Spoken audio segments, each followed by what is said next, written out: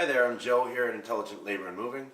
Today I'm just going to be going over how to pack a book box. Now there's definitely more than one way of packing a book box. Books can be stacked or they can be on end. I'm going to give you a safe way of how I like to do it.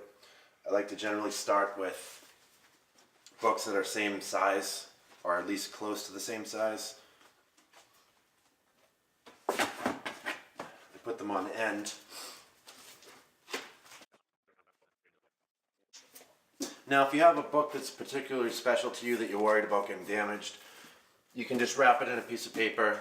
That way the binding's protected. You don't have to worry about the pages getting bent or anything like that.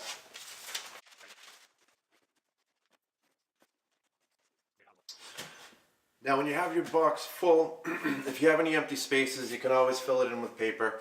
If you have any gaps, just fold up some paper or crumple it and stick it in there. And when you fold up the flaps on the top, again, make sure that they're square. I like to put one strip of tape going across the short way, two pieces going across the long way, slightly overlapping. Label the box as to what room it's going to. If it's books, going to an office, write office on the top of the box and on the side of the box, and label it books. So I hope this helps on your move. Good luck and happy moving.